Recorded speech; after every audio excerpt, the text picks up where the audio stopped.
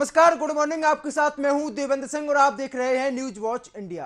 खबरों का आगाज करेंगे एक बड़ी खबर के साथ। यूपी के कानपुर से बड़ी खबर, जहां पर सीएम योगी का कानपुर दौरा है और आज कानपुर जाएंगे उत्तर प्रदेश के मुख्यमंत्री और चंद्रशेखर आजाद कृषि विवि के कार्यक्रम में पहुंचेंगे सीएम योगी। इस समय की बड़ी खबर आपको बताई जा रही है। विकास परियोजनाओं की प्रदर्शनी का सीएम योगी अवलोकन करेंगे और प्रबुद्ध जन सम्मेलन और परियोजनाओं का लोकार्पण भी सूबे के मुख्यमंत्री करेंगे। इस समय की बड़ी खबर आपको बताई जा रही है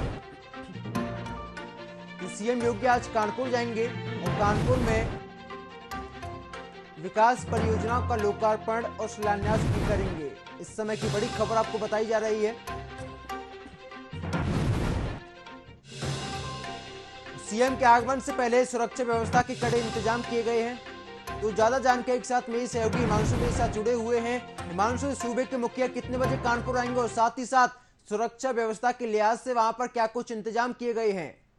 जी, मैं आपको बताना चाहूंगा देवेंद्र जी की सुरक्षा की अगर व्यवस्था की बात करें तो कानपुर प्रशासन की बात करें, पुलिस कमिश्नरेट की बात करें तो लगातार जैसे ही सूचना मिली थी कि मुख्यमंत्री 9 तारीख को कानपुर आएंगे, उनकी लगातार जो टीमें थी, एंटी साबोटाज टीम थी, एलआईयू थी और डीसीपी, एसीपी, सभी को उनकी सुरक्षा व्यवस्था के लिए लगा दिया गया था। और आपको बता दें, कानपुर नगर की अगर बात करें तो कानपुर नगर काफी बेहद संवेदनशील शुरू से माना ही जा रहा है। जैसे ही घटना भी 3 जून को हुई थी, लेकिन इसको लेकर सुरक्षा की व्यवस्था की जो कड़ी तैयारियां करी गई हैं कानपुर नगर में कि मुख्यमंत्री जी के साथ कोई भी ऐसी घटना ना घटे जिससे कि जो कि काफी निंदनीय हो। इसके लिए काफी टीमें गठित करी गई हैं, खुफिया एजेंसी हैं, उनका भी लगातार यहाँ पे निरीक्षण और दौरा चल रहा है। और सीएसए पार्क से लेकर जहां भी उनका रिहर्सल होना है, कार्यक्रम होना है, वहां तक खुफिया कैमरे भी लगाए गए जिससे कि लगातार निगरानी करी जा सके। जी, सीएम के आगमन का शेड्यूल क्या है? कितने बजे यहाँ पर सीएम योगी आएंगे और साथ ही साथ यहाँ पर क्या कुछ सूबे के मुखिया करेंगे?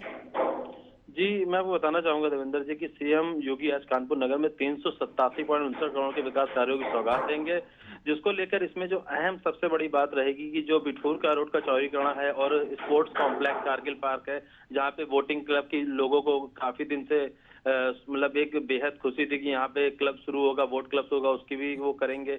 और एक आपको बता दें, कार्डियोलॉजी का जो बहुमंजिला की इमारत का भी करेंगे। ऐसी कई योजनाएं हैं। और जो 2047 का जो विजन मिहास कानपुर नगर के कमिश्नर है जो डॉक्टर राजशेखर, उन्होंने जो बनाया है, उसका जो ब्लूप्रिंट तैयार किया है वो भी वो सीएम योगी को दिखाएंगे। और हो सकता है कि उसमें वो सेल्फी भी ले सकते हैं। इस तरीके की ऐसी कई योजनाएं हैं जिनको शिलान्यास करेंगे और कानपुर वासियों को सौगात देंगे। जी, देखिए, सीएम योगी के आगमन से पहले कार्यकर्ताओं को क्या कुछ रिएक्शन सामने आया, अगर आपने बातचीत करने का प्रयास किया हो तो?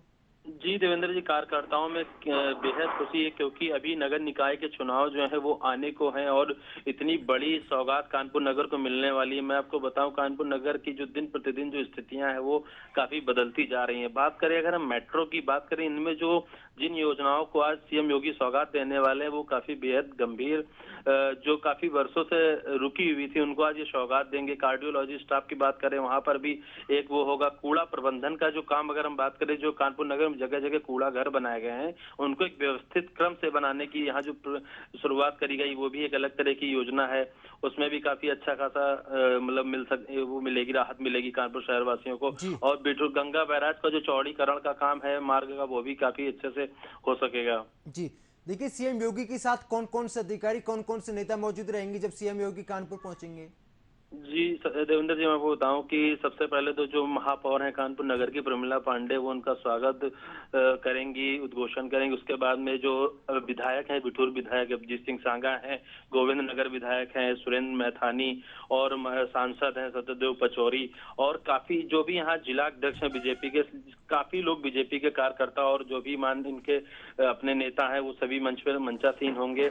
और वो भी विधानसभा अध्यक्ष हैं जो सतीश माना, उनका भी सम्मिलित होने का कार्यक्रम है। जी, देखिए, कहीं ना कहीं देखिए, नगर निगम के चुनाव होने हैं। सीएम योगी का ये दौरा चुनाव को देखते हुए बेहद ही महत्वपूर्ण हो जाता है, बेहद ही जरूरी हो जाता है।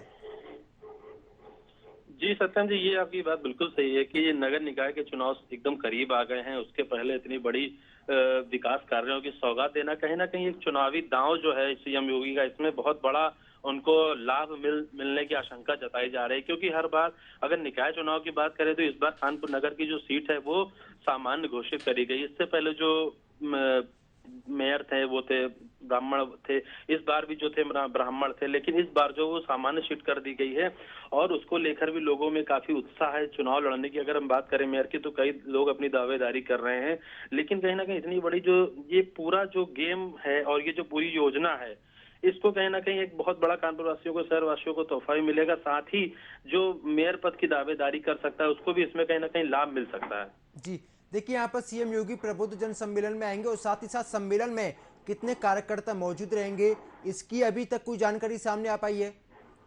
जी मैं आपको बता दूं, इसमें जो प्रबुद्ध सम्मेलन होने वाला है कानपुर नगर में, उसमें काफी लोग सम्मिलित होंगे। साथ ही जो लाभार्थी हैं सीएम योगी कई लोगों को आज इसमें पीएम प्रबुद्ध सम्मेलन में डॉक्टर से भी बात करेंगे वो, और जो वहाँ के रेजिडेंट्स के लोग हैं उनसे भी बात करेंगे। सीएसए के कई लोग ऐसे कर्मचारी हैं, उनसे भी बात करने की कोशिश करेंगे वो। साथ ही साथ मैं आपको बता दूं कि जो आपका ये वाला प्लान था, उनको मेन जो कार्यक्रम सर कानपुर में किया गया है वो प्रबुद्ध सम्मेलन को लेके किया गया है, और जो डॉक्टर्स हैं उनसे और आम जनमानस और आम प्रतिनिधि से भी बात कर सकते हैं। बहुत बहुत शुक्रिया जानकारी साझा करने के लिए।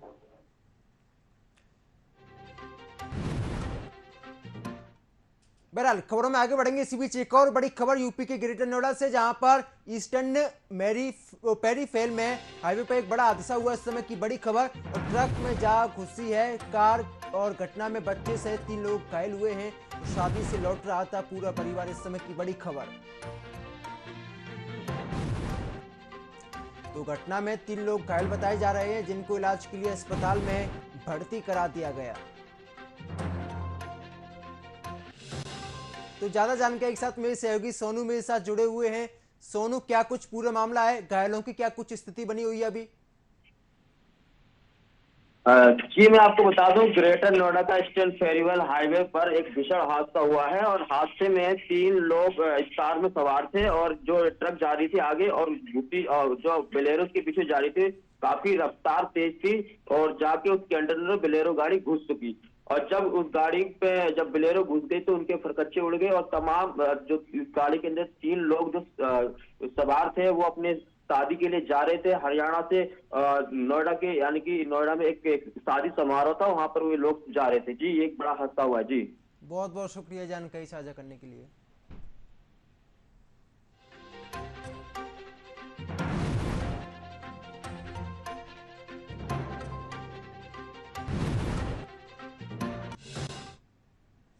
गुजरात में बीजेपी ने रिकॉर्ड वोट हासिल करते हुए इतिहास रच दिया है। सीएम भूपेंद्र पटेल दूसरी बार 12 दिसंबर को मुख्यमंत्री पद की शपथ लेंगे। क्या क्या हुआ, ये रिपोर्ट देखिए।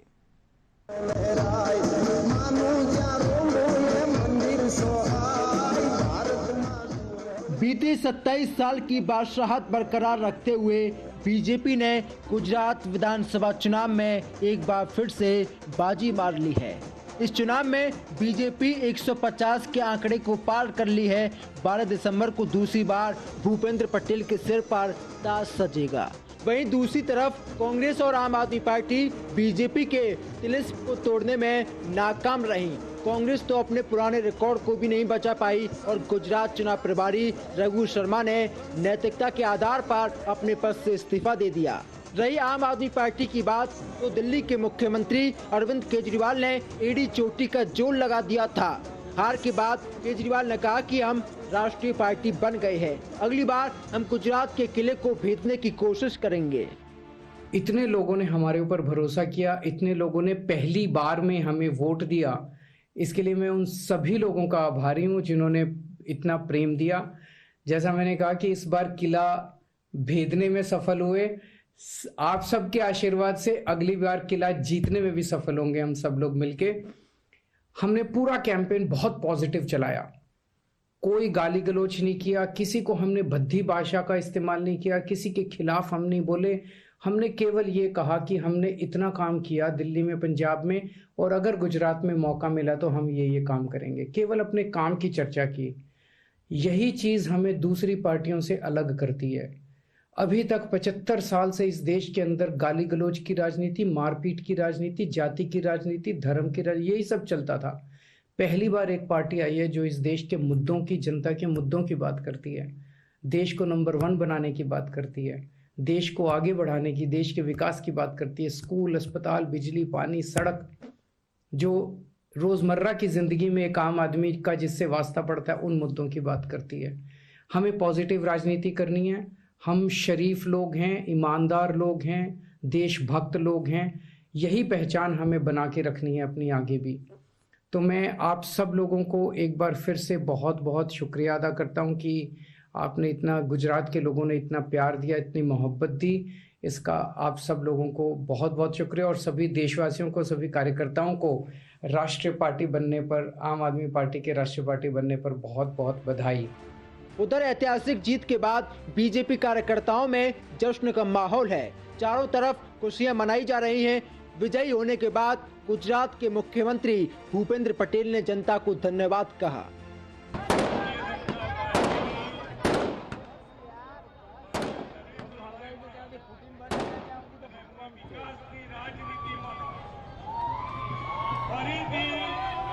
ગુજરાતની જનતાએ ભરોસો અને વિશ્વાસ મૂક્યા છે એની જીત છે।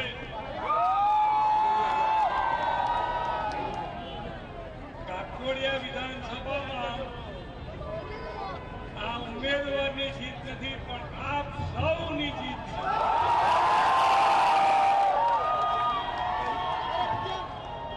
અહીંયા તો તમે બધા જ ઇલેક્શન લડ્યા હતા।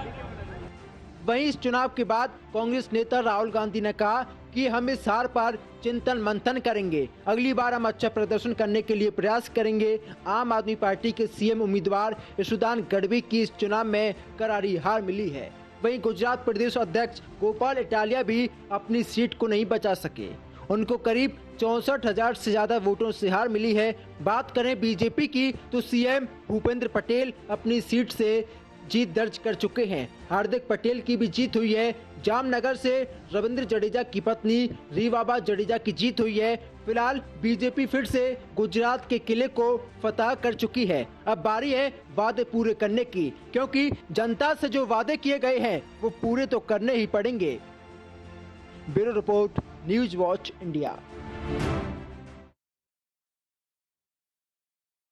विधानसभा के सभी 182 विधानसभा सीटों पर मतदान खत्म हो चुका है। बीजेपी गुजरात में 150 का आंकड़ा पार कर चुकी है। आम आदमी पार्टी को भी गुजरात में कोई खास सफलता नहीं मिली। इन सब के बीच असदुद्दीन ओवैसी की AIMIM की स्थिति और भी बुरी है। गुजरात में ऑल इंडिया मजलिस ए इत्तेहादुल मुस्लिम पार्टी का खाता खुला।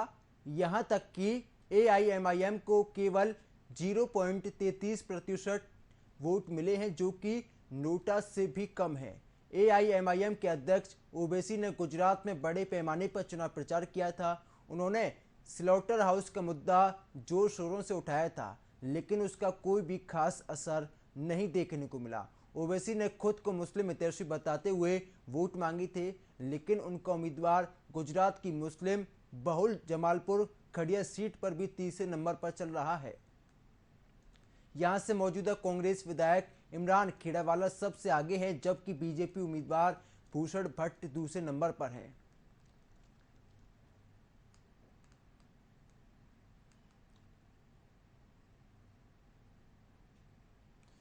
तो गुजरात विधानसभा चुनाव में बीजेपी 182 सीटों में से 156 सीटों पर जीत हासिल की है। इस बीच राष्ट्रवादी कांग्रेस पार्टी के अध्यक्ष शरद पवार ने कहा कि चुनाव के जो नतीजे आए हैं उन्होंने जैसी उम्मीद की वैसे ही आए हैं। चुनाव के नतीजे पूरे देश का मिजाज नहीं दिखा रहे हैं। एनसीपी की प्रदेश कार्यकारिणी की बैठक को संबोधित करते हुए पवार ने कहा कि गुजरात चुनाव नतीजे अपेक्षा के अनुरूप आए हैं, क्योंकि एक राज्य में जीतने के लिए सत्ता के पूरे तंत्र को लगा दिया गया है। साथ ही गुजरात में चुनाव जीतने के लिए बीजेपी ने राज्य में ज़्यादा से ज़्यादा परियोजनाओं को तोहफा दिया है। इसके चलते ऐसे नतीजे आए हैं जो पूर्वानुमान जैसे हैं।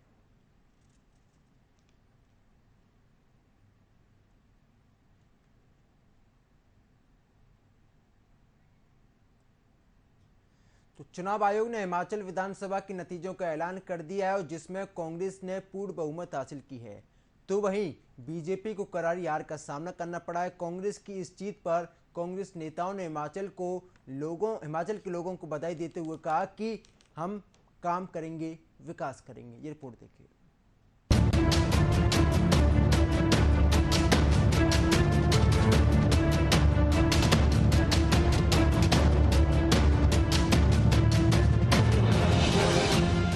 गुरुवार को चुनाव आयोग ने हिमाचल विधानसभा के नतीजों का ऐलान कर दिया है और जिसमें कांग्रेस ने बीजेपी को कड़ी मात देते हुए पूर्ण बहुमत हासिल किया है। हिमाचल कांग्रेस कार्यकर्ताओं में जीत को लेकर काफी खुशी का माहौल है। कांग्रेस के नेता इस जीत के लिए हिमाचल के लोगों का आभार जता रहे हैं। इसी कड़ी में राहुल गांधी ने ट्वीट करते हुए लिखा, हिमाचल प्रदेश की जनता को इस निर्णायक जीत के लिए दिल से धन्यवाद। सभी कांग्रेस कार्यकर्ताओं और नेताओं को हार्दिक बधाई। आपका परिश्रम और समर्पण इस विजय की शुभकामनाओं का असली हकदार है। फिर से आश्वस्त करता हूं, जनता को किया हर वादा जल्द से जल्द निभाएंगे। इसके साथ ही हिमाचल कांग्रेस नेता राजीव शुक्ला ने भी चुनावी नतीजों को सुखद बताते हुए कहा है कि हिमाचल देवभूमि है, हमें वहां शासन करने का मौका मिलने जा रहा है। कांग्रेस ने जो 10 गारंटी की थी, हर वादे को पूरा किया जाएगा। तो हमारे लिए एक अच्छी सुखद बात है। हिमाचल देवभूमि है, भगवान की कृपा से हमें जो है वहाँ शासन करने का मौका मिलने जा रहा है, इस बात की हमें पूरी उम्मीद है। और जो कांग्रेस ने वादे किए थे, 10 गारंटी जो कांग्रेस ने घोषित की थी, उन 10 गारंटियों को हम पूरी तरह से लागू करेंगे और भी हिमाचल की जनता विकास के लिए हम सब कुछ करेंगे। और जो वीरभद्र सिंह जी ने लगातार 6 टर्म में हिमाचल को विकास किया था, उसको भी अनवरत रूप से हम जारी रखेंगे। और वहाँ की जनता जो पिछले 5 साल से बिल्कुल त्रस्त थी, परेशान थी जो भाजपा की सरकार से, उन सब चीज़ों को हम सुधार करेंगे। और इस चुनाव में जिन लोगों की महत्वपूर्ण भूमिका रही, मैं कहना चाहूँगा, मैं धन्यवाद करना चाहूँगा प्रियंका गांधी जी का कि उन्होंने इसमें वक्त दिया और उन्होंने कांग्रेस के जो वहाँ चुनाव प्रचार की कमान थी उसको संभाल के बहुत अच्छी तरह से उन्होंने प्रचार किया, उसका बहुत असर गया। राजीव शुक्ला के मुताबिक राहुल गांधी की भारत जोड़ो यात्रा का भी हिमाचल के चुनाव पर बड़ा असर पड़ा है, जिसके चलते ही वहां कांग्रेस को बहुमत का आंकड़ा मिला है। और राहुल जी की भारत जोड़ो यात्रा भले वहाँ ना आए हों, लेकिन उसका असर जो है हिमाचल की जनता पे भी बहुत था। और मल्लिकार्जुन खड़गे जी हमारे नए अध्यक्ष आई, वहाँ प्रचार भी करने गए और खड़गे जी ने भी जिस तरह से हमें पूरी तरह से निर्णय की आज़ादी दी और जिस तरह से उन्होंने सहयोग किया, स्वयं कैंपेन किया, खड़गे जी के हम विशेष रूप से आभारी हैं। इसके साथ ही चुनावी नतीजों पर हिमाचल की जनता को बधाई और धन्यवाद देते हुए हिमाचल कांग्रेस अध्यक्ष प्रतिभा सिंह ने कहा है कि चुनाव के समय कांग्रेस ने जो भी वादे किए हैं वह पूरे किए जाएंगे, सबका ध्यान रखा जाएगा, हम जो कहते हैं वह करते हैं। साथ ही प्रतिभा सिंह ने सीएम चेहरे को लेकर भी अप्रत्यक्ष तौर से घोषणा भी कर दी है। मैंडेट दिया है, लोगों ने जिता कर भेजा है हम लोगों को, तो इसमें डरने की क्या बात है? क्या डरने की बात है? रायपुर और जयपुर की बात हो रही है कि विधायकों को no, not at all, not at all, ऐसा कुछ नहीं होगा। हमारे पास हिमाचल प्रदेश में बहुत सारी जगहें हैं जहां हम बैठ सकते हैं, बातचीत कर सकते हैं। अगर लोगों को आने में दिक्कत हो, हम चंडीगढ़ भी बैठ सकते हैं, वहां भी बैठ सकते हैं। मोदी फैक्टर क्या चला? मोदी जी कितनी बार आए, did he make any dent? कोई हिमाचल में डेंट? एंड ये तो मैं आपको ये बात दावे के साथ कह सकती हूँ कि हिमाचल प्रदेश में मोदी जी को क्यों बार बार लाया गया, इतनी जनसभाओं में लाने की क्या आवश्यकता थी? डरे हुए थे बीजेपी के लोग कि हम इलेक्शन नहीं जीत रहे, they knew it and that's why they. हालांकि प्रतिभा सिंह ने यह जरूर साफ कर दिया है कि अंतिम निर्णय आला कमान का ही होगा, लेकिन इस बात से बिल्कुल इनकार नहीं किया जा सकता है कि हिमाचल में कांग्रेस के लिए सीएम चेहरे को लेकर एक अनार 100 बीमार वाली हालत बन गई है। सीएम फेस के लिए प्रतिभा सिंह या विक्रमादित्य सिंह के साथ साथ ठाकुर कौल सिंह, सुखविंदर सिंह सुक्खू, मुकेश अग्निहोत्री भी रेस में हैं, जिससे विधायकों को जोड़े रख पाने में काफी चुनौती होगी। इसके साथ ही हिमाचल के कार्यकारी मुख्यमंत्री जयराम ठाकुर ने हार स्वीकार करते हुए हिमाचल के लोगों को जीत की बधाई दी है। और जो भी नतीजे आए हैं उसमें मैं जनता के जनादेश का सम्मान करता हूं और हिमाचल प्रदेश की जनता का हृदय से आभार व्यक्त करता हूं कि 5 वर्ष हिमाचल प्रदेश की सेवा करने का अवसर प्राप्त हुआ और हर कदम पर सहयोग मिला है, समर्थन मिला है, बेहतर करने की कोशिश की है। बहरहाल हिमाचल में कांग्रेस को बड़ी जीत मिलने के साथ ही डर भी सताने लगा है कि कहीं बीजेपी ऑपरेशन लोटस की कार्रवाई न कर दे और इसके लिए कांग्रेस विधायकों की घेराबंदी की जुगत में लग गई है। जानकारी के मुताबिक हिमाचल प्रदेश के पर्यवेक्षक छत्तीसगढ़ के मुख्यमंत्री भूपेश बघेल ने बड़ा बयान देते हुए कहा है कि पार्टी विधायकों को बीजेपी से खतरा है। ब्यूरो न्यूज वॉच इंडिया के साथ अतुल कुमार।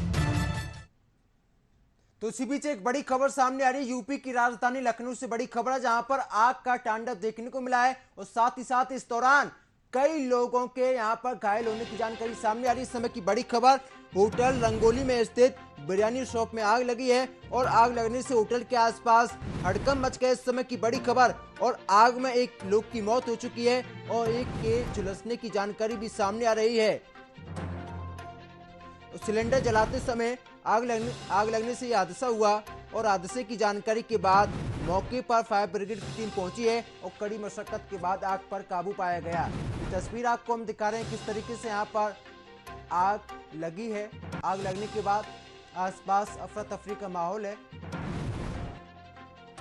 तो ज्यादा जानकारी के साथ मेरी सहयोगी दीपक मेरे साथ जुड़े हुए हैं। दीपक, क्या कुछ वहां पर स्थिति बनी हुई है और साथ ही साथ वहां पर जो एक लोग घायल हुआ है, जो एक लोग झुलसा है, उसकी क्या कुछ कंडीशन है अभी?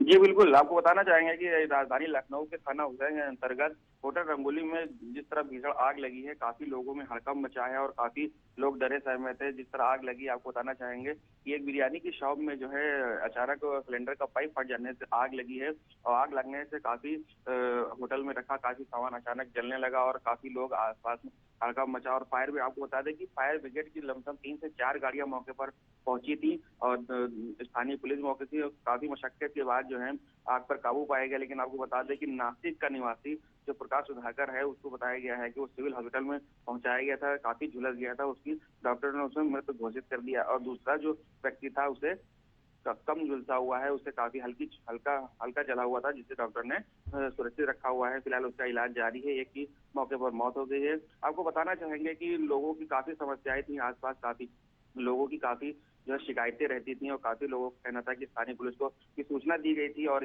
आस पड़ोस होटल वाले को भी काफी कहा गया था कि लापरवाही किसी प्रकार की न बरतें। सिलेंडर के पाइप के कारण काफी शिकायतें आ चुकी थी उसके, लेकिन होटल मालिक नहीं माना था। जी बहुत बहुत शुक्रिया जानकारी साझा करने के लिए।